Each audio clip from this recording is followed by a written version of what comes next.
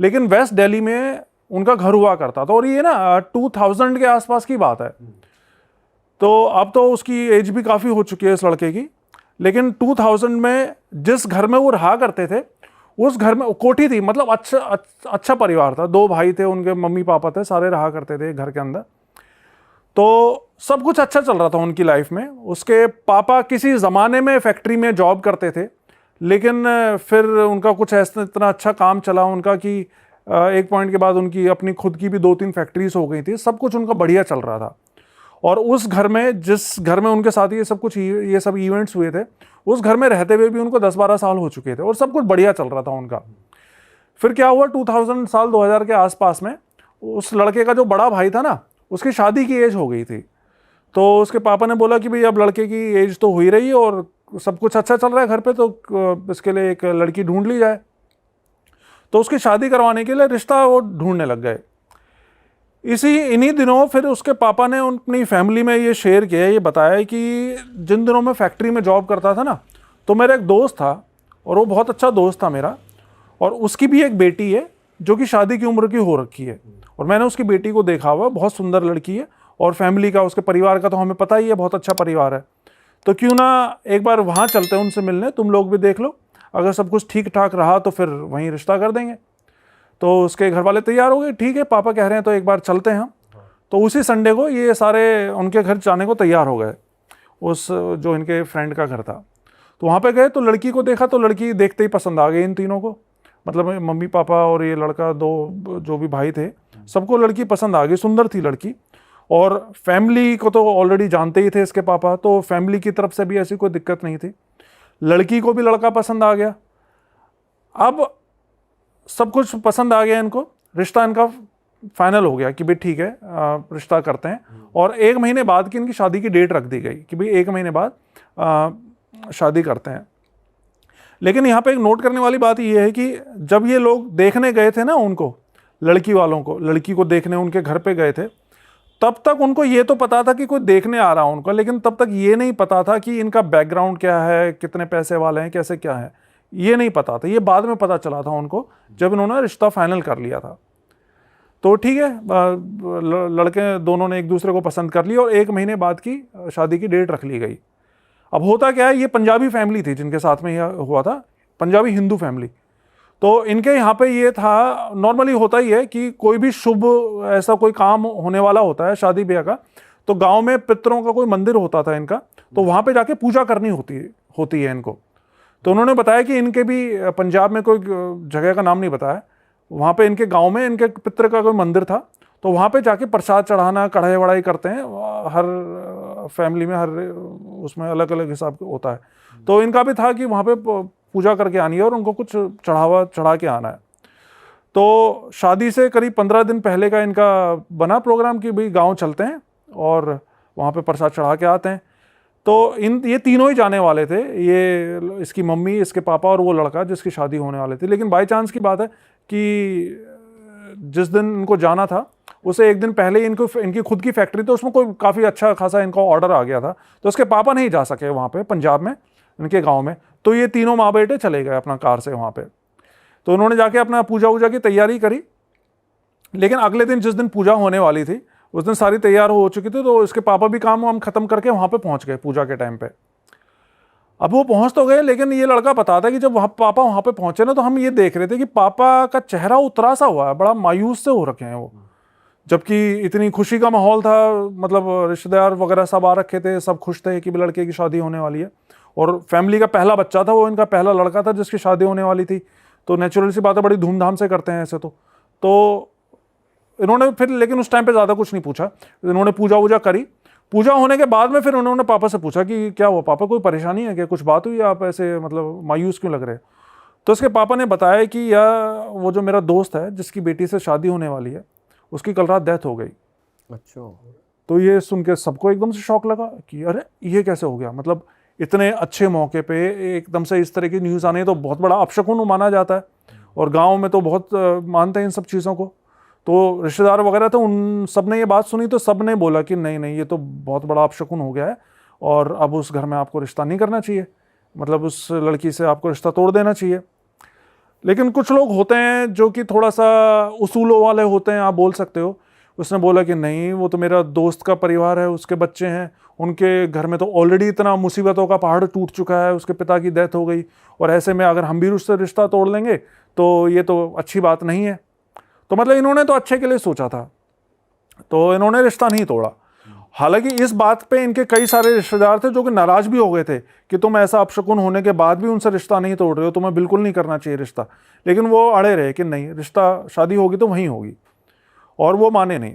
फिर करीब 2 हफ्ते बाद शादी की डेट थी, अपना धूमधाम से शादी हुई इनकी लड़के की। और शादी के बाद वो लड़की इनके घर पे आ गई, जो इसकी भाभी थी, जो इसके पापा के दोस्त की लड़की थी। अब क्या हुआ, शादी के बाद 2-3 महीने तक तो सब कुछ ठीक रहा। मतलब वो घर जिसमें ये पिछले 12 सालों से 10-12 सालों से रह रहे थे, जिसमें खूब इनकी बरकत हुई थी, उस घर में खूब खुशी से रह रहे थे, कोई उसमें पैरानॉर्मल चीज़ें कुछ भी नहीं थी। शादी के 2 महीने बाद से ही ना इनको उस घर में एक अलग ही वाइब आने लग गई। जैसे होता क्या है ना, मतलब जिस घर में हम रहते आ रहे हैं शुरू से, वहां पे जरा सा भी कुछ भी चेंज होता है ना वाइब में, तो हमें फील हो जाता है वो।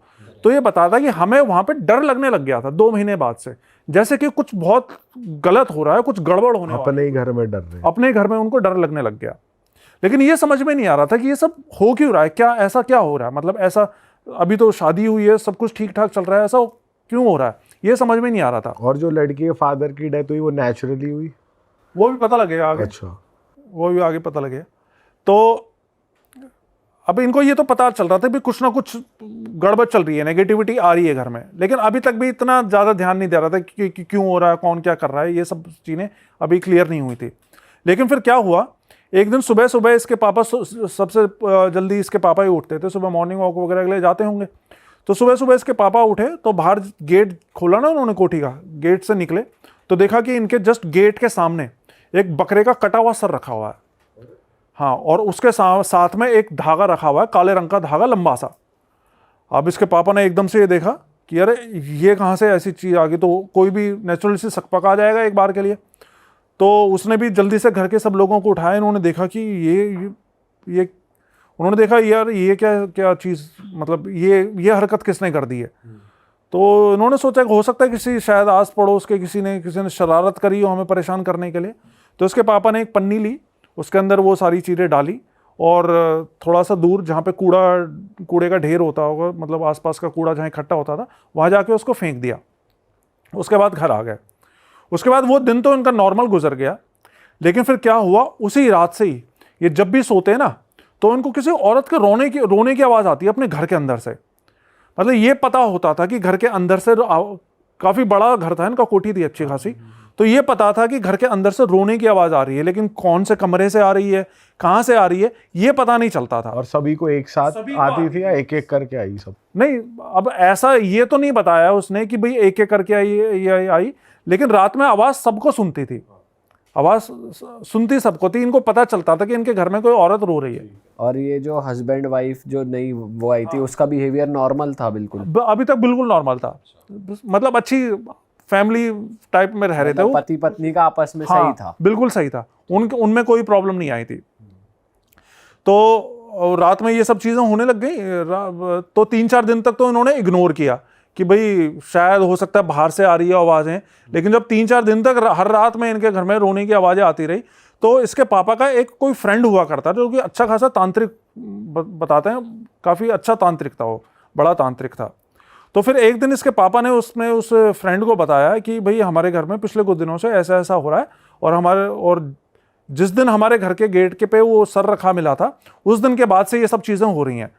तो उसने बोला कि अच्छा चलो ऐसा करता है, मैं आता हूँ तुम्हारे घर पे और एक बार मैं देखता हूँ कि भाई क्या परेशानी है तुम्हारे घर पे। उससे पहले इन्होंने अपनी वो नहीं देखी घर के बाहर की सराउंडिंग्स की, कहीं बाहर से आ रही हो या क्या आवाज़ है? हाँ, वो तो नॉर्मल चीज़, वो तो उन्होंने हर तरीके से पता लगाने की कोशिश की कि भाई घर के अंदर से आ रही है तो कहाँ से आ रही है, घर के बाहर से तो नहीं आ रही। लेकिन घर के बाहर से नहीं आती थी, वो घर के अंदर से ही आती थी, और घर के अंदर से भी ऐसा लगता था जैसे चारों तरफ से आ रही है। कोई एक पर्टिकुलर उसका ये नहीं था कि भाई इस कोने से कोई आ रही है या उस कोने से आ रही है, ऐसा नहीं था। पूरा घर से ही वो रोने की आवाज़ आती सुनाई देती थी।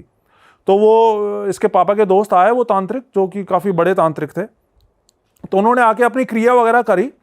तो उन्होंने फिर इनको बताया कि तुम्हारे घर पे ना एक पिशाच को छोड़ा गया है, और इस पिशाच को सिर्फ तुम्हारी मतलब ये जो लड़का था इसकी मम्मी को मारने के लिए छोड़ा गया है।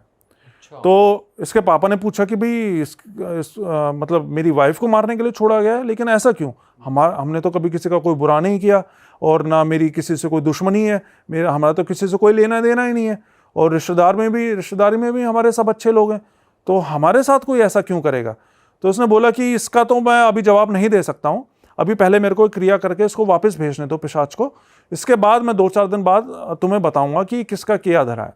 तो बोला ठीक है। फिर उसने अपनी क्रिया वगैरह करी, जो भी चीज़ें थी, और उस पिशाच को वापस भेज दिया।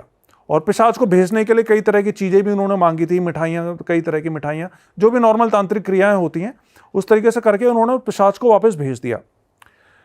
अब क्या हुआ, ये 3-4 दिन बीत गए। इसके बाद से वो रात में जो रोने की आवाज़ आती थी ना, वो आनी बंद हो गई। अब फिर से पहले जैसा सब कुछ नॉर्मल हो गया।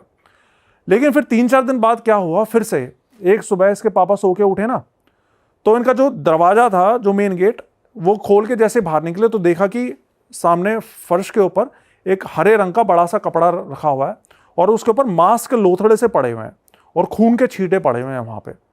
तो वो देखते ही ये फिर से समझ गए कि भाई ये तो फिर से किसी ने कोई गड़बड़ कर दी है।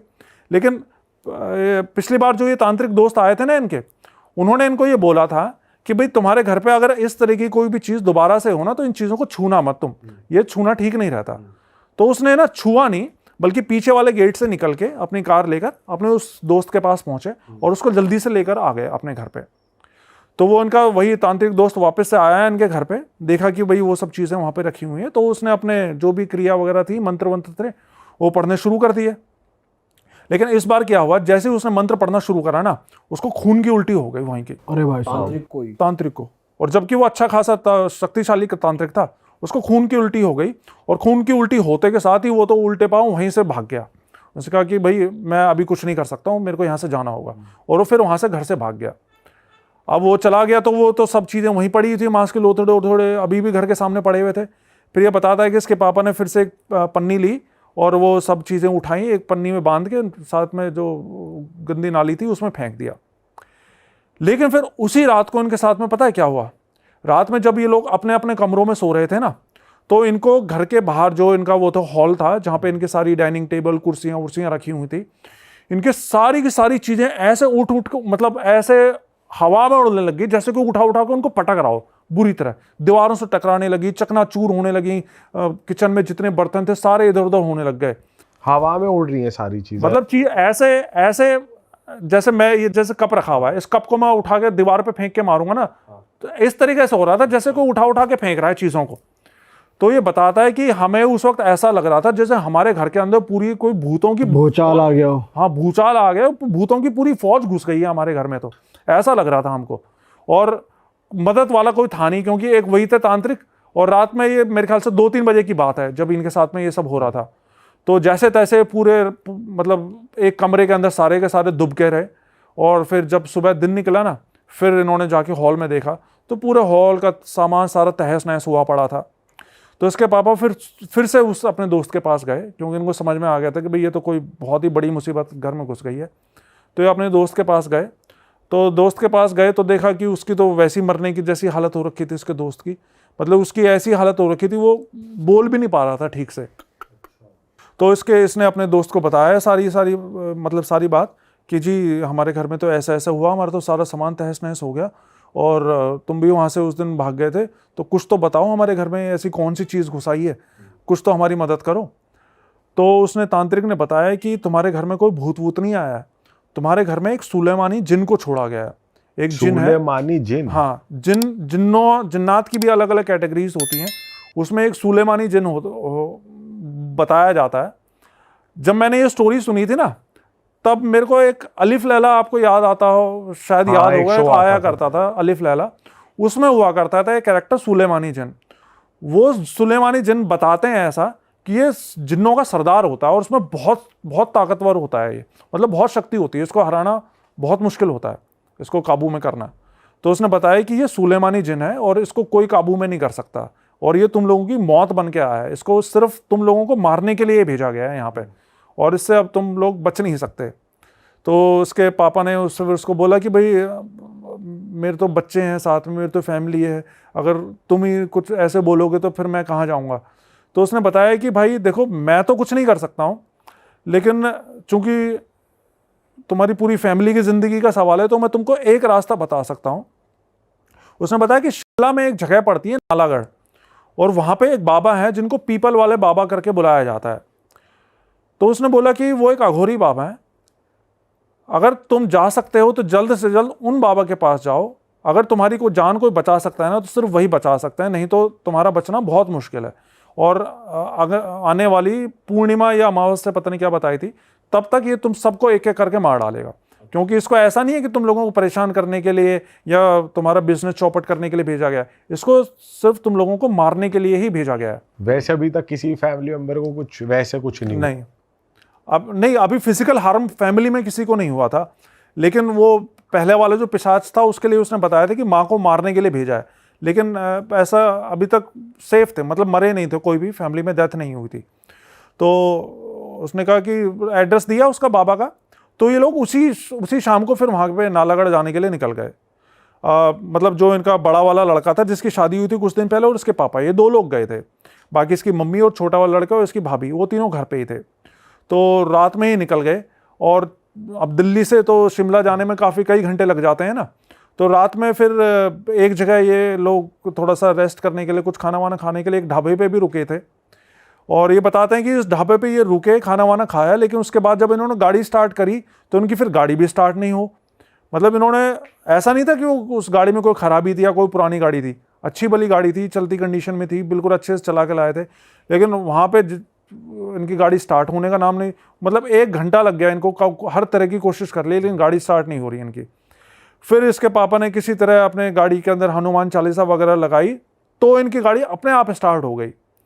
और मतलब ये सुनने में थोड़ी सी फिल्मी बात लग सकती है कि मैं हनुमान चालीसा चला, लेकिन ऐसा होता है, ऐसा बहुत सी स्टोरीज में बहुत से व्यूअर्स ने मेरे को बताया कि ये चीज़ें, जैसे इस तरह के कोई भी भूतिया रास्ते होते हैं ना, कोई भी पैरानॉर्मल एंटिटीज होती हैं, तो वो इस तरीके से करती हैं, वो आपकी गाड़ी बंद कर देंगी, बाइक बंद कर देंगी, लेकिन फिर आप कुछ अपने किसी देवी देवता को याद करोगे तो एकदम से छोड़ देती हैं वो चीज़ को, वो स्टार्ट हो जाती है।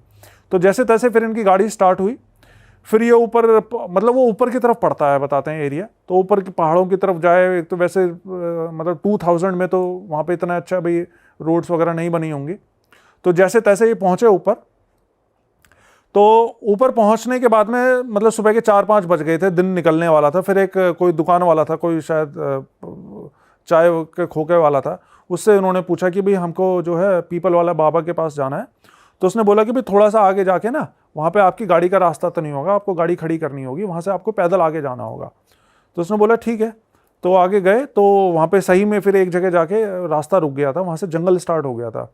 तो वहाँ पे इन्होंने गाड़ी अपनी मतलब पार्क कर दी, और वहाँ से दोनों पैदल पैदल अंदर की तरफ जाने लग गए, जंगल से अंदर। वहाँ पे ये बताते हैं जाते हुए कि उस जगह पे ना इनको जंगल के बहुत से जंगली जानवर भी दिखाई दिए, खतरनाक जंगली जानवर, लेकिन किसी भी जंगली जानवर ने इनका कोई नुकसान नहीं पहुँचाया। तो फिर कुछ दूर चलने के बाद में इनको एक खुला सा एरिया दिखाई दिया, और वहाँ पे एक त्रिशूल गड़ा हुआ था। तो जब इन्होंने त्रिशूल गड़ा हुआ देखा तो इनको थोड़ा सा जान में जाना है कि हाँ चलो हम सही रास्ते पे आए, हो सकता है यहाँ पे बाबा मिल जाए। फिर थोड़ा सा और आगे जाने पे इनको एक छोटा सा मंदिर टाइप कोई बना हुआ था, उसके सामने एक बाबा इनकी तरफ पीठ करके बैठे हुए थे, और अपना जैसे ध्यान वो होता है ना, ध्यान मुद्रा होती है, उसमें बैठे हुए थे। तो ये पीछे जाके उसके खड़े हुए, तो बिना बाबा ने इनकी तरफ देखे, बिना कुछ बोले, बिना कुछ पूछे, उसने बोल दिया कि अच्छा तुम दोनों आ गए बच्चा, तुम्हारे घर पे जिस जिन को भेजा हुआ है, उस जिन को, मुझे पता है तुम्हारे घर पे किसी जिन को भेजा हुआ है तुम्हें मारने के लिए, लेकिन कोई बात नहीं, तुम यहाँ पे आ गए हो तो अब सब ठीक हो जाएगा। तो ये लड़का ये बताते हैं कि भाई जब इन्होंने बाबा के मुंह से ये बात सुनी ना कि भाई तुम्हारे घर पे जिन को भेजा गया हो और तुम ये सब चीज़ें दिल्ली से आए हो इतनी दूर से, तो इनको इतनी हैरानी हुई, क्योंकि इन्होंने तो बाबा ने बात करना तो दूर, बाबा ने पीछे पलट के इनका चेहरा तक नहीं देखा था, लेकिन फिर भी बिना देखे बाबा ने खुद से ही बता दिया उन्होंने, खुद से बता दिया। मतलब होती हैं सिद्धियाँ होती हैं बाबाओं के पास में, तो बाबा ने खुद से इनको बता दिया। फिर बाबा उठे, फिर बाबा ने इनसे बात की, बाबा ने बताया कि तुम लोग बहुत दूर से आए हो, थक भी गए होगे, तुम एक काम करो, तुम लोग 2-3 घंटे आराम कर लो, सो लो। तो वहीं खुले एरिया में कुछ चारपाइयाँ डली हुई थी, तो वहाँ पे ये लोग दोनों बाप बेटे वहाँ पे सो गए 2-3 घंटे के लिए। बाबा ने बोला था तुम सो आराम कर लो, तब तक मैं कुछ तैयारियां कर लेता हूँ। तो वहीं पर ही पास में कुछ हवन कुंड वगैरह बना था, तो बाबा वहाँ पे हवन कुंड में तैयारी करने लग गए। फिर करीब 3 घंटे बाद इनकी आंख खुली, तो इन्होंने देखा कि बाबा उस हवन कुंड के आगे बैठ के ना कोई किसी तरह की कोई क्रिया कर रहे हैं, और क्रिया करते हुए ऊपर आसमान की तरफ देखते हुए बातें कर रहे हैं उससे। मतलब बातें जैसे हम नॉर्मली अभी बातें कर रहे हैं ना, इस तरीके से बातें कर रहे हैं। लेकिन वो जिस लैंग्वेज में बात कर रहे थे ना, वो लैंग्वेज कोई ऐसी थी जो कि समझ में नहीं आ रही थी। वो कह रहे थे हमें नहीं पता चल रहा था बाबा क्या बोल रहे हैं, किस लैंग्वेज में बात कर रहे हैं, लेकिन वो किसी से बात कर रहे थे आसमान में देखते हुए। फिर बाबा ने उसको बताया, इनको बताया, अपने पास बिठाया, इनको बताया कि मुझे पता है तुम्हारे घर में किसी बहुत ही शक्तिशाली जिन को भेजा गया है, और मैं चाहूँ तो उसको अभी के अभी बांध के यहाँ पे बुला सकता हूँ, उसको यहाँ पे पेड़ पे बांध सकता हूँ अभी के अभी। लेकिन उसको पकड़ने से, उस जिन को पकड़ने से तुम्हारी समस्या का समाधान नहीं होगा, क्योंकि इससे पहले तुम्हारे घर में पिशाच को भेजा गया था, अब जिन को भेजा गया है। अगर इस जिन को मैं पकड़ भी लूँगा तो हो सकता है 10 दिन बाद कोई नई चीज़ भेज दी जाए। तो ये तुम्हारी समस्या का इलाज नहीं है, तुम्हारे घर का पक्का इलाज करने के लिए मुझे तुम्हारे घर पर ही जाना होगा। तो उसके लिए तुम एक काम करो, तुमको मैं कुछ चीज़ देता हूँ, ये चीज़ें अभी फ़िलहाल अपने साथ लेकर जाओ और मैं तुमको तुम्हारे घर पर ही मिलूँगा। तो उन्होंने बोला ठीक है बाबा, आप बताइए क्या क्या करना है हमें। तो बाबा ने इनको धागे दिए, काले धागे, 2 काले धागे दिए, बोला कि अभी जाते हुए ना दोनों एक एक अपनी जेब में रख लेना, और कुछ थोड़ी सी राख दी उसको, जिसको भभूत बोलते हैं हवन की, कि ये साथ में अपनी गाड़ी में रख लेना, इससे तुम्हारी गाड़ी बंद नहीं होगी रास्ते में। तो उन्होंने बोला ठीक है। लेकिन जाते हुए इसके पापा ने फिर से पूछा बाबा से कि बाबा हमारी तो किसी से कोई दुश्मनी नहीं है, ना हमने किसी का कुछ बुरा किया, किसी का कुछ बिगाड़ा, तो हमारी जान के पीछे कोई क्यों पड़ा हुआ है। तो बाबा ने बोला कोई बात नहीं, फिक्र मत करो बच्चा, तुम्हारे सारे सवालों के जवाब मिल जाएंगे, मैं तुम्हारे घर पे आऊँगा, उसके बाद तुम्हें सब सवालों के जवाब मिल जाएंगे। तो इसके बाद सुबह सुबह का ही टाइम था, वो ज़्यादा देर नहीं हो रखी थी। तो वहाँ से निकले घर के लिए, और शाम के टाइम पे जब ये पहुँचे घर पे, तब तक अंधेरा होने वाला था। तो जब ये पहुँचे ना घर पे अपने, तो देखा कि जो इनके घर के सामने एक पार्क था, तो वो बाबा ऑलरेडी उस पार्क में बैठे हुए हैं। अच्छा, इनके पहुंचने से हाँ, पहले। इनके पहुंचने से पहले। तो ये देख के इनको और हैरानी हुई कि अरे ये बाबा, मतलब बाबा ने इनका एड्रेस नहीं पूछा था, बाबा ने सिर्फ ये बोला था तुम पहुंचो घर, मैं तुम्हारे घर पर ही मिलूंगा। और बाबा इनके पहुंचने से पहले ही इनके घर पे पहुंच गए। तो वाकई में कोई बहुत ही सिद्ध बाबा रहे होंगे। तो फिर इन्होंने देखा कि बाबा तो वहीं पार्क में बैठे हुए हैं, तो उन्होंने बाबा को पूछा अरे बाबा आप यहाँ पे कैसे पहुँच गए। बाबा ने बोला कोई बात नहीं बेटा, मैं तुम्हारे लिए ही आया हूँ, चलो अब तुम लोग घर के अंदर जाओ, लेकिन अंदर जाने से पहले ये धागा और ये भभूत मेरे को वापस कर दो। तो बाबा ने इनसे ले ली वो चीज़, और बाबा ने बोला तुम अंदर चलो, मैं आता हूँ 5 मिनट बाद। फिर ये सारे दोनों अंदर गए। तो अंदर जाके ये बताता है कि किसी पापा ने देखा कि भाई मेरा छोटा बेटा और जो है बहू और वाइफ बिल्कुल ठीक है, क्योंकि डर तो रहता ही है कि भाई कहीं हमारे पीछे से उनके साथ में कुछ ऐसा ना हो गया। तो उसने देखा कि भाई तीनों बिल्कुल ठीक हैं, सही सलामत है, तो थोड़ा सा उनको और जान आई उनकी। फिर 5-10 मिनट बाद वो बाबा आए इनके घर पे। बाबा ने उनसे बोला कि एक काम करो, सबके सब मेरे सामने आके खड़े हो, तुम्हारे जितने भी परिवार के लोग हैं। तो सबके सब इनके सामने आके खड़े हो गए। फिर बाबा ने इनकी बहू से पूछा कि वो सामान कहाँ है जो तेरी माँ ने तेरे को दिया था।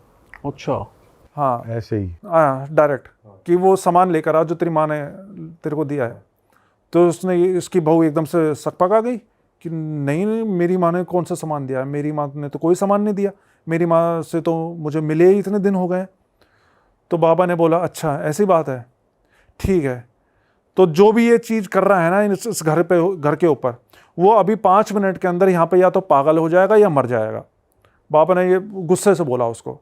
तो बाबा की बात सुन के वो ऑर्डर गई, वो बोली कि नहीं बाबा, नहीं ऐसी बात नहीं है, मुझे अभी अभी याद आया कि कल रात को मेरी माँ आई थी मेरे से मिलने के लिए और वो कुछ सामान देकर गई है मेरे को।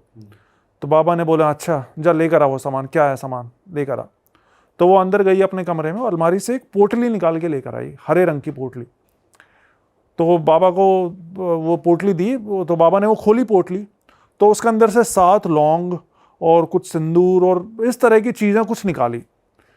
फिर बाबा ने जब वो चीज़ें निकाली ना, फिर बाबा ने उसके ऊपर चिल्ला के बोला कि क्यों मारना चाहती है तू उन लोगों को, बता। तो तब तक तो इन लोगों को यकीन ही नहीं हो रहा था कि भाई हमारी बहू ऐसा कर रही है।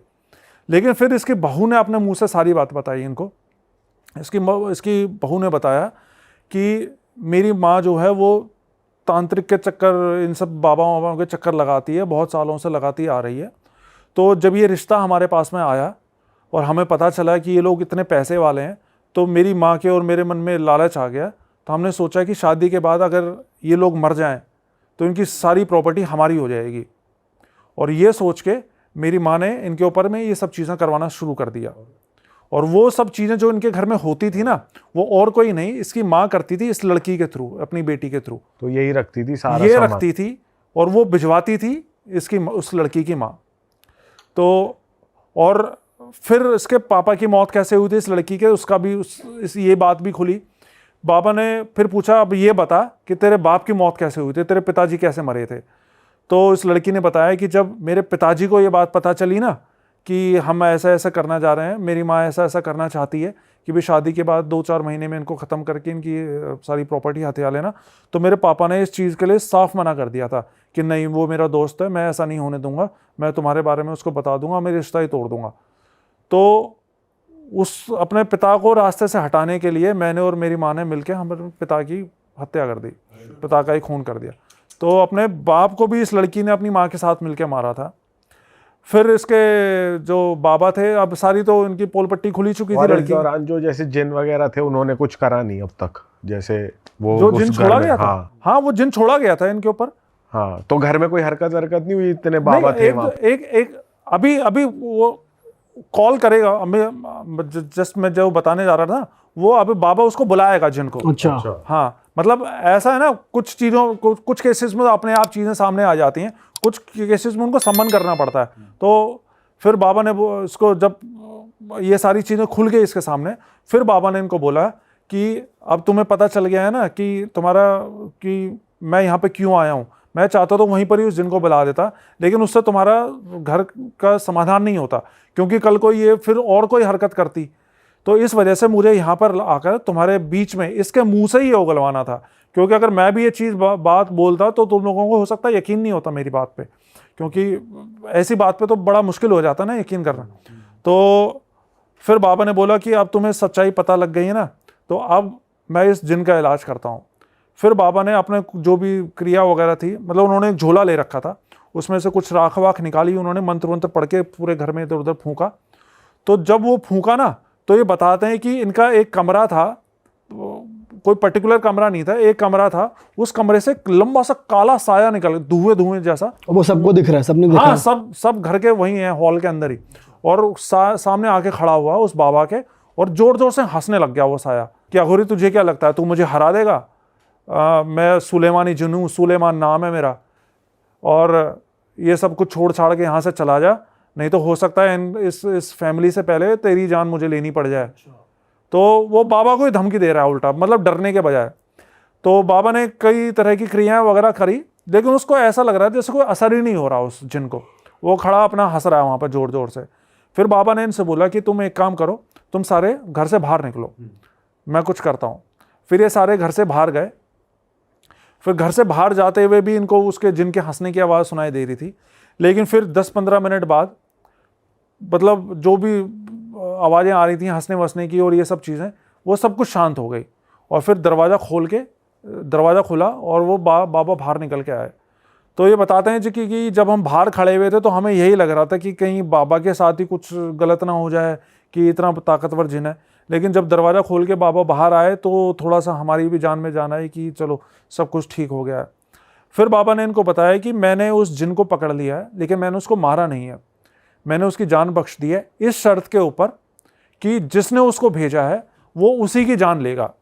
तो ये बात सुन के वो लड़की रोने लग गई कि इसको तो मेरी माँ ने भेजा है और ये मेरी माँ की जान ले लेगा। तो वो उसके पैरों में पड़ गई बाबा की, बाबा ऐसा मत करो, मेरी माँ की जान बख्श दो और हम आज के बाद ऐसा कभी भी कुछ नहीं करेंगे।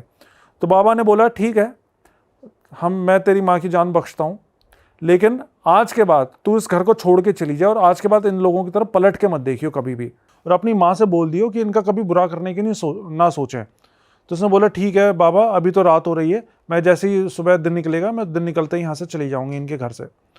तो वैसा ही किया। फिर जब सुबह हुई तो ऑटो पकड़ के इनके घर से चले गए अपने मायके के। उसके बाद ना तो फिर अगले कई दिनों तक कोई कॉल आई, ना वो वापस आई इनके घर पे।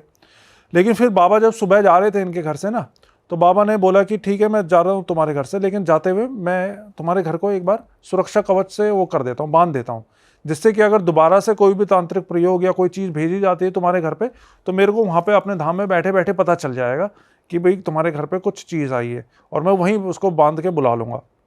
तो इसके बाद ये चले गए, बाबा अपने वहाँ चले गए, और वो उनकी बहू भी अपने मायके चली गई। उसके बाद ना कोई कांटेक्ट हुआ, नहीं हुआ। लेकिन फिर क्या हुआ, करीब 1 महीने बाद इनको पता चला कि इसकी माँ की डेथ हो गई है, उसकी बहू की माँ की डेथ हो गई है। तो जब इनको ये पता चला कि बहू की माँ की डेथ हो गई है, तो ये दोबारा से उस बाबा के पास गए। कोई कांटेक्ट नंबर, फ़ोन नंबर वगैरह तो था नहीं जिससे बात कर सकते, तो दोबारा नाला कर गए और बाबा को बताया कि बाबा उसकी माँ की मौत हो गई है, और आपने तो बोला था कि भाई उसके आप जान बख्श दोगे। तो बाबा ने बताया कि मैं उसकी जान बख्शना चाहता था, लेकिन वो औरत अपनी हरकतों से बाज ही नहीं आ रही थी। उस दिन जब वो उसकी लड़की चली गई तुम्हारे घर से, उसके बाद उसी रात को उसने एक बानो नाम की चुड़ैल को तुम्हारे घर पे भेजा था, लेकिन चूंकि तुम्हारे घर पे सुरक्षा कवच लगा हुआ था तो उसको वो अंदर घुस नहीं पाई, और उसको बांध के मैंने यहाँ पे बुला लिया। और उसके बाद भी वो आए दिन कभी कुछ और कभी कुछ तुम्हारे घर पे वो चीज़ें छोड़े जा रही थी, वो बाज नहीं आ रही थी। मैंने उसको बहुत कोशिश करी समझाने की इन सब चीज़ों से बाज आ जा, लेकिन वो नहीं मान रही थी। इसलिए आखिर में मुझे इस जिन को छोड़ना ही पड़ा, और जैसे कि इसने वादा कर रखा था जिन ने कि जाते ही उसी की जान लेगा जिसने इसको भेजा है, तो इसने सबसे पहले उसी की जान ले ली। तो ये थी ये पूरी स्टोरी। सिर्फ लालच की वजह से वो मतलब अच्छा भला करते हैं लोग ऐसे लालच की वजह से। देखो आपने ना सेकंड पॉडकास्ट में एक चीज़ ऑब्जर्व नहीं की थी। जब सेकंड पॉडकास्ट अपना चल रहा था, जो लाइट ब्लास्ट वाला सीन हुआ था ना, उसके बाद कुछ 57-58 मिनट पे लाइट ब्लिंक भी हुई थी पीछे। हाँ, कमेंट जिसका सेक्शन में आपने आया कहा भी था। और हाँ। कमेंट सेक्शन में भी आया था कि भाई अक्षय भाई के पीछे लाइट ब्लिंक हुई है। तो मुझे नहीं पता था वो जो गुड़गांव वाला इंसिडेंट हुआ था ना, उसके बाद काफ़ी टाइम तक मैं मतलब किसी से के कांटेक्ट में नहीं था। जैसे मैंने बताया था वो बाबा का फ़ोन आया था कि ऐसे ऐसे मटका फोड़ा है। तो अभी कुछ टाइम पहले 15-20 दिन पहले तो वो बाबा जी कनेक्शन में थे ही नहीं, वो काफ़ी टाइम से नहीं थे। तो अभी 15-20 दिन पहले मैंने उनसे एक बार ऐसी बहुत, जब लोगों की यहाँ से भी आई हमें भी कुछ पता करना है, हमें भी बताओ उनके बारे में, तो 15-20 दिन पहले मैंने उनसे बात करने की कोशिश की। बड़ी मुश्किल से उनका नंबर मिला, और जैसे ही मैंने उनसे फ़ोन पे बात करी, उनका मेरा तो कुछ बताना था ही नहीं। एक बार बस यही रिएक्शन आया कि हा हा हा तू नहीं सुधरेगा, फिर ले आया अपने साथ। भाई मैं थोड़ा सरप्राइज हो गया। मैंने बोला कि बाबा जी क्या दिख रहा है आपको? बोला कि अब भी तेरे पीछे जो है एक फीमेल प्रेत घूम रही है। क्या बात कर रहे हो? और वो इन सब चीज़ों को नहीं देखते भाई, वो ये पॉडकास्ट वगैरह नहीं देखते। उन्होंने मुझे बोला कहाँ कहाँ गया था, लाइट फटी वहाँ पर। सही बता दो, सीरियसली भाई, सीरियसली। अबे यार भाई हम तो सोच रहे थे ऐसे कोई शॉर्ट सर्किट हो गया, नॉर्मल लाइट वाइट। अच्छा चलो मुझे एक बात बताओ, मैं इसके बाद और भी तो पॉडकास्ट पे ऐसे दीप भाई के पास गया था, वहाँ क्या हुआ? वहाँ एक बार रिकॉर्डिंग अपने आप बंद हो गई थी और उनकी भी लाइट खत्म हो गई थी। उसमें भी देख लेना आप, दीप भाई के से पूछना एक बार। इसका तो मैंने उपाय करवाया। उपाय क्या करवाया भी बताता हूँ ना। तो फिर क्या हुआ उस टाइम भी, जब उन्होंने बताया, एक तो किस्मत खराब होती है कि अकेले स्टूडियो में अकेला था। उन्होंने बोला ऐसे ऐसे फीमेल प्रेत है। मैं कहाँ से है, कब है? बोले गुड़गांव गया था ना, उसके बाद से ही तेरे पीछे पीछे घूम रही है। और भाई मैंने सीरियसली पर्सनली ना फील किया था कि जैसे मैं इंस्टाग्राम पे काम कर रहा हूँ तो 80,000 पे आके फॉलोवर रुक गए, यूट्यूब पे एकदम से कुछ ग्रो नहीं हो पा रहा। मैंने उनसे बोला कि क्या उपाय है, कुछ मुझे बताओ। तो बोले पहले मुझे कल तक का टाइम दो, और जो तेरी वीडियो है ना वो शिष्य को शेयर करो, तो मैं देख के बताता हूँ क्या तेरी वीडियो में आ रहा है, नज़र आ रहा है। क्योंकि कुछ तो झलक देखनी होती है उन्हें, काफ़ी टाइम हो गया। तो मैंने उन्हें अपनी एक वीडियो भेज दी। अब जो उन्होंने मुझे बताया ना, मेरे को वो ऐसे दहल गया था। मैं 3 दिन मैंने शूट नहीं करा था। उसके बाद उन्होंने मुझे बोला कि तेरा ये जो रेड बैकग्राउंड है ना, इसमें तुझे कुछ आगे पीछे फील होता है? मैंने बोला कभी कभी ऐसा होता है कि लाइट ब्लिंक हो जाती है, कभी कभी जो हमारी लाइट्स होती है उसकी ज़्यादा रिफ्लेक्शन आनी स्टार्ट हो जाती है। बोले तू जो वीडियो बनाता है ना, उसमें तेरे पीछे मुझे एक परछाई खड़ी दिख रही है। अरे मैं यहाँ पे रिकॉर्ड कर रहा हूँ और राइट हैंड साइड में उन्हें कोई परछाई खड़ी दिख रही है जिसका कोई फेस नहीं है। फिर उन्होंने मेरे से पूछा कि तू चाहता है तेरे साथ ऐसा कुछ हो? क्योंकि हॉरर पॉडकास्ट है भाई, तू चलेगा तभी जब ऐसी चीज़ें चलते पॉडकास्ट में होंगी, लाइट बंद होंगी। मैंने बोला मेरे को कोई शौक नहीं है, मेरे को इन चीज़ों से छुटकारा दिलवाओ। तो उन्होंने 1 सेकंड में मेरे को बोला कि चल आज के बाद तेरे साथ ऐसा कुछ नहीं होगा, तथास्तु। उसके बाद इंस्टाग्राम भी एकदम से सीधा 4,70,50 तक पहुंच गया। यूट्यूब तो खैर आप लोगों की वजह से ज़्यादा ग्रो कर रहा है, बट जैसे ही उन्होंने ये चीज़ बोली ना कि आज के बाद तेरे साथ नहीं होगा, मैं एकदम से इतना पॉजिटिव वाइब्स आने लगी सारी चीज़ों को लेके। तो मैं मानता हूँ भाई कि वो चीज़ सही में मेरे साथ चल रही थी। और मैंने हर जगह ऑब्जर्व करा, यहाँ पे यार आपने पहली बार बताया मुझे कि पहली बार ऐसा हुआ है जो लाइट ब्लास्ट वाला सीन हो गया था। सही में पहली बार हुआ था भाई, हुआ ही नहीं था आज तक। मतलब हमको क्या लग रहा था कि हमारा इन्वर्टर ख़राब होता रहता है बीच बीच में, तो मुझे लगा वो शॉर्ट सर्किट हो गया, उसकी वो फ्यूज़ हो गया, तो इन्वर्टर के पॉइंट शायद वो शॉर्ट सर्किट कर गया, फट गया, ऐसा कुछ। अब मैंने जब बाबा से पूछा ना कि भाई ये सीन क्या था, बोले कि ये जो चीज़ें होती है ना आपको आगे नहीं बढ़ने देती, कि आप कहीं भी एक कामयाब जगह पे जाओगे ना तो वहाँ पर ये आपको रोकेंगी कि आगे मत बढ़, लाइट बंद। और इन सब चीज़ों का सबसे ज़्यादा इलेक्ट्रिसिटी पे बहुत ज़्यादा फर्क पड़ता है कि फ्लक्चुएट होना स्टार्ट हो जाती है, तो वो वहीं से हो रहा था। तो आपकी लाइट का नुकसान उसकी वजह से हुआ था। भाई हमें ना बहुत लोग कहते रहते हैं कि तुम्हारे यहाँ इतनी बातें होती है, तुम अपनी पूजा वूजा कराते रहो। मुझे लगता है जरूरी है भाई अब हमें तो कौन किसके साथ आ जाए भाई। आज भी तुम ले आए हो एक दो, नहीं, क्या अब पता। तो अब जब कुछ होगा ना तभी मानेंगे भाई कुछ अब तो दोबारा। करानी खुद की करानी पड़ेगी और औरों की भी करवानी पड़ेगी। तो इसके लिए ना हम लेके आ रहे हैं कुछ बढ़िया लोगों के लिए। ये बहुत अच्छी बात है। अगर पॉजिटिव जगह जो रहती है वहां पर भाई पॉजिटिव चीजें होती रहेंगी तो और भी ज्यादा अच्छा है। उसमें बस ये होगा कि ऑथेंटिक आपको पर्सन देंगे जो बाबा होते हैं, जैसे कि भाई ये चीज के एक्सपर्ट है, तो उस चीज में आपको हेल्प मिलेगी। तो ऐसा कुछ हम प्लान कर रहे हैं कि आप लोगों की मदद करें। मतलब हमारे एक जानकार है, उनके साथ हम लोग कुछ प्लान करने वाले हैं, तो भाई देखो बहुत मैं जल्दी बाहर बताता हूँ, करेंगे, हम रिवील करेंगे अपने प्लेटफॉर्म पे जल्दी। जैसे भाइयों आप तो जैसे पॉडकास्ट लेते हो तो आपके पास इतना टाइम नहीं होता, ठीक है। जैसे मैंने बोल दिया कि भाई मुझे अब रिकॉर्डिंग में अपना इंसिडेंट बताओ, फिर मैं उसे कवर करने की कोशिश करूंगा। आप बिलीव नहीं करोगे, हर दूसरे घर में ना ब्लैक मैजिक की दिक्कत है। हर तीसरे घर में कोई ना कोई दिक्कत है जिसका समाधान कोई नहीं दे रहा। और जब समाधान लेने निकलते हैं ना तो लाखों रुपए वो वेस्ट कर देते हैं अपने। मैंने पहले ही बताया। तो आप लोग बोल रहे हो ना कि आपके पास ऐसा प्लेटफॉर्म बना रहे हो या कुछ ऐसा कर रहे हो, तो भाई सल्यूट है कि लोगों को सही लोगों तक बहुत जल्दी पहुंचने में मदद मिलेगी। मतलब जो हमारे फ्रेंड हैं वो कर रहे हैं ये चीज़, तो हम उसको प्रमोट करेंगे, उसको लोगों के सामने लेकर आएंगे ताकि लोगों की हेल्प हो जाए। हमारा मेन मोटिव है जो लोग इस चीज़ से गुजर रहे हैं भाई वो लोग ऑथेंटिक लोगों तक पहुंच जाए, वो फिर चीज़ें हट जाए उनकी लाइफ से। बिल्कुल। चलो उसके बारे में तो बाद में बात करेंगे ही भाई, अभी शुरू करते हैं। क्या लेकर आए हो आज हमारे लिए आप? मैंने अभी एक इंसिडेंट है मेरे पास जो मैंने आज तक कहीं पे नहीं बताया। ये भी मेरे साथ ही एक इंसिडेंट हुआ था, पहले मैं वो बताना चाहूँगा। पहले तो ये बताओ क्यों नहीं बताया था, क्योंकि कई लोग सोचते हैं भाई ये तो बना रहा है। नहीं, मैंने इसलिए नहीं बताया था क्योंकि ये मेरे बहुत घर के पास का था। तो मुझे लगा कि यार फैमिली वगैरह में डिस्प्यूट हो, कोई बीच में आ जाए कि तूने हमारी प्रॉपर्टी रिवील कर दी, इसलिए मैंने नहीं बताया था। वो तो अब भी हो अब सकता तो है। परमिशन क्या, मैंने अब तो पूरी बात कर ली थी कि भाई ऐसी कोई दिक्कत नहीं है, तो उन्होंने बोल दिया नहीं कोई दिक्कत नहीं है। पहले था अब आप उनसे पूछ के कर, ठीक है। तो ये बात है जब भाई मैं 12-13 साल का था ना, तो उस टाइम पे आपको पता है आपके टाइम पे भी होली का कितना क्रेज हुआ करता था, बाहर निकल के दोस्तों के साथ बहुत एंजॉय करते थे।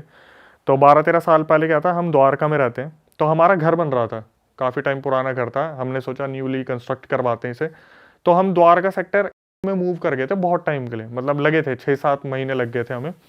तो वहाँ पे जिस घर में हम रेंट पे रह रहे थे ना, उसमें क्या हुआ था, हम नॉर्मली रहते थे और जो वहाँ पर क्राउड बहुत ज़्यादा है, बच्चों का भी क्राउड बहुत ज़्यादा है। और उस टाइम पे होली को सेलिब्रेट भी उसी तरीके से किया जाता था। अब तो फार्म हाउस में लोग जा रहे हैं, ये सब कर रहे हैं।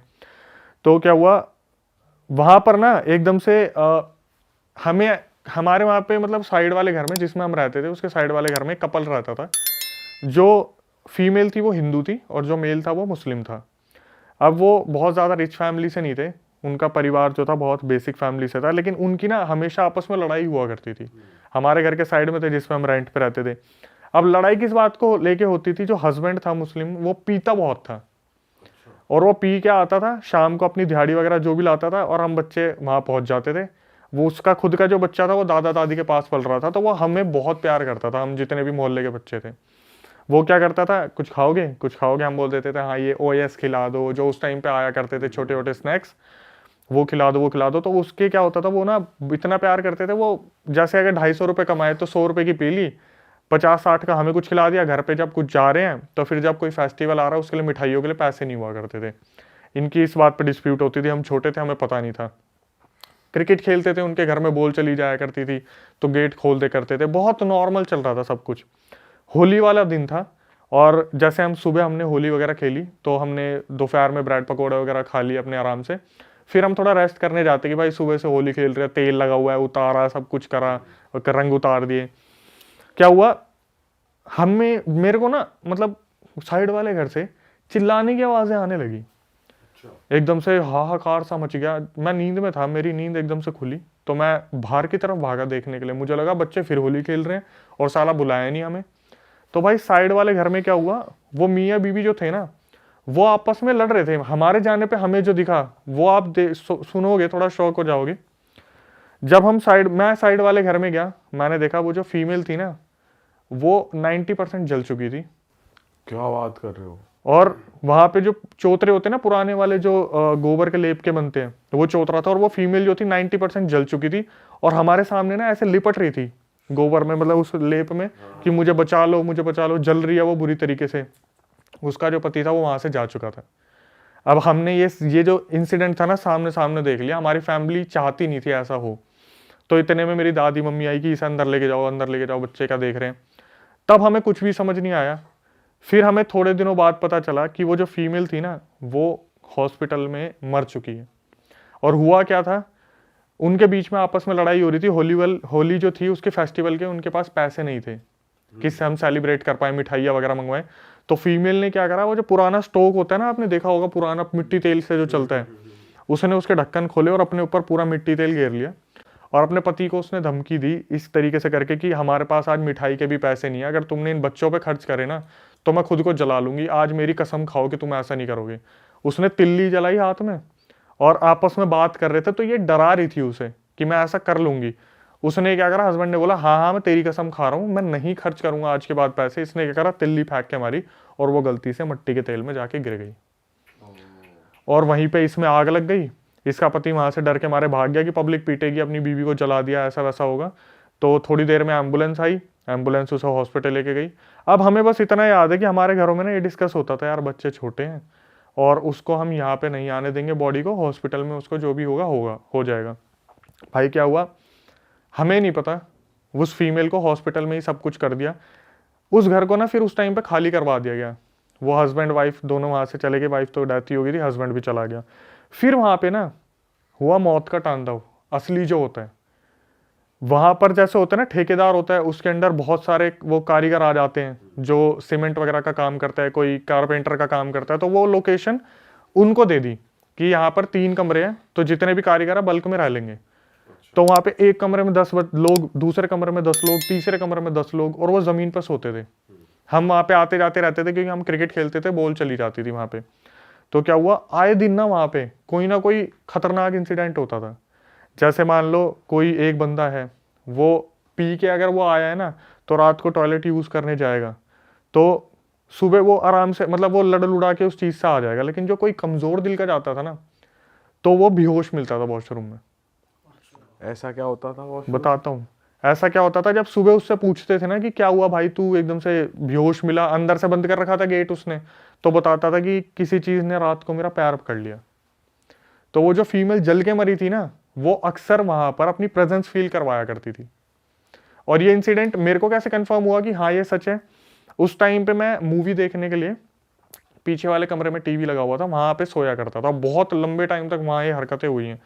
तो जब मैं पीछे वाले कमरे में जाता था ना भाई, मेरे को वहां पर अपने घर के आसपास एक आवाज आती थी, छन छन छन छन। तो मैं अपने मम्मी पापा से बोला करता था कि मेरे को भाई टीवी देखना है, मैं पीछे वाले कमरे में जा रहा हूँ। और जैसे ये छन छन की आवाज आती थी, मैं खुद को ना थोड़ा समझा लिया करता था, पीछे कोई काम कर रहा होगा गली में, कोई झाड़ू फीमेल कोई झाड़ू लगा रही होगी। ये हमें कब असलियत पता चली कि ये तो वही फीमेल है। मेरे एक दोस्त नाइट आउट मारने आया घर पे, मेरे घर वाले सब चले गए थे हरियाणा, मेरी तबीयत ठीक नहीं थी, तो मैं घर पे अकेला था। मेरा एक दोस्त घर पे आया, तो उस टाइम पे ना नोकिया के फ़ोन चला करते थे, कीपैड वाले कुछ फ़ोन आए थे। तो उसमें वो बंदा बोला मैं गेम खेलूंगा। मैंने बोला तू खेल ले, मेरे को नींद आ रही है, मैं सोऊंगा। तो उस टाइम पे एप्पी एक फीस आती थी, वो हमने मंगवा रखी थी, और कैंपा की बोतलें आती थी छोटी छोटी कांच की, वो थी हमारे पास। तो जब मैं सोने के लिए लेटा ना, लाइट बंद करी, ये गेम खेल रहा था, और अचानक से इसे पता क्या आवाज़ आती है, छन छन। और घर के आगे वाले कमरे में हम लेटे हुए थे, जिसमें बिल्कुल रोड के पास है, और एकदम से छन छन छन छन छन छन छन छन छन। जैसे इसके बिल्कुल साइड से कोई चीज भागती हुई गई है। अरे भाई, और ये आपके कमरे में हो रहा है जहाँ आप खेल जस्ट रहे हो? कमरे के आगे पीछे, क्योंकि हमारे कमरे में उसके बाद मतलब हमारे उस घर में ना कीले गड़वा ली थी और मेहंदी के हाथ लगवा लिए थे कि कोई चीज़ अंदर नहीं आनी चाहिए। हमारे फैमिली वालों को पता था कि जिस तरीके से इस बंदी की डेथ हुई है ना, ये जल्दी से मुक्ति से मिलने वाली है नहीं। तो क्या हुआ, इस तरीके से छन छन छन छन आई। इसने मेरे को बोला, यार अक्षय मेरे को ना तेरे घर में कुछ आवाज़ें आ रही हैं। मेरे को तो पता ही था ये क्या हो रहा है, कि वो बंदी अब रात का टाइम है तो वो गली मोहल्ले में घूमती है, लेकिन जिसका घर प्रिवेंटेड है ना, जिसके घर में ये कीले ठुकी हुई है उसमें नहीं जाती। भाई थोड़ी देर में फिर ये बंदा आराम से बैठा हुआ है और मेरे को तो पता ही है, मैं तो आराम से लेटा हूँ, मुझे पता है क्या हो रहा है। मैं तो डेली फेस कर रहा हूँ कि आगे पीछे से छन छन की आवाज़ें आ रही हैं। ये बंदा क्या हुआ, ये बोला कि भाई मेरे को ना देखना है, मुझे ऐसा लग रहा है तेरे पीछे वाली गली से ना छन छन की आवाज़ें आ रही हैं। मैं बोला छोड़ ना, तू क्या इन चीज़ों पर ध्यान दे रहा भाई, सो जा। उसको देखना है, वो कह रहा है। हाँ, मुझे मतलब एनालाइज करना है, देखना आवाज़ कहाँ से आ रही है, क्या है, कहीं सही में औरत है, कुछ झाड़ू वाड़ू लगा रही है। मैंने इसे बहुत रोका कि भाई छोड़ना, रहने देना, कोई नहीं, कोई दिक्कत नहीं है। बोला नहीं भाई चलना, एक बार देख के आते हैं। भाई ये पीछे वाली गली में जाके ना, जो खिड़की थी उसकी, उससे यूं करके देख रहा था और मुझे पता था वो भी ना इसे यूं ही करके देख रही है। अरे तेरी, क्योंकि उस टाइम पे भी जहाँ ये खड़ा होकर यूं देख रहा था ना उसे, वहां भी छन छन की आवाज आ रही थी और मैं जानता था वो बंदी भी इसे यूं ही देख रही होगी खड़ी होके वहां पर कोई दिख नहीं रहा था। कोई दिख नहीं रहा था, बस उसे आवाज आ रही थी। उसके बाद थोड़ी देर में इस भाई की तबीयत खराब होनी शुरू हो गई। इसको मैं सुबह 4 बजे इसके घर पे छोड़ के आया हूँ, 10 मिनट दूर था इसका घर। फिर मैं आके लेटा हूँ और वो छन छन की आवाज़ वहाँ पे कंटिन्यूसली अभी तक। उधर मैं जब पता करता हूँ ना किसी फ्रेंड वगैरह मेरे पुराने रहते हैं, मैं भाई वो मुक्त होगी नहीं होगी, बोलता भाई कोई मुक्त नहीं हुई, वो घर खाली पड़ा हुआ है और उसमें से ऐसी आवाज़ें अब भी आती रहती है। तो उस दोस्त को क्या बुखार उखार हो गया? उसकी तो कम से कम नहीं तो 8-10 दिन तक तबीयत खराब रही थी उसकी। तो ये साले का सही नाइट स्टे हुआ। उसका तो हो गया। भाई सबसे मेन बात है, भगवान की दया से ना उसे वो चीज दिख नहीं गई। मैं बोल रहा हूँ भाई, अगर वो सही में कोई चीज आप इमेजिन करो, आप उधर देख रहे हो और वो आपको दिख रही है, एकदम से विजिबल हो जाए। पहले मेरे माइंड में आ रहा है पप्पी हो गई भूत से। भूत ने पप्पी ले ली। भाई कह रहे वो उसको यूं देख रहा था, वो भी उसको यूं ही देख रही थी और पप्पी हो गई। इसे मोचिंग चालू। आपने एक चीज को समझना, जैसे हॉरर मूवी का सबसे तगड़ा सीन क्या होता है? Jump scare. ठीक है, जंप स्केयर क्या होता है? जंप स्केयर भाई कोई चीज अचानक से मुंह के आगे आ जाती है, कैमरा पे। हाँ।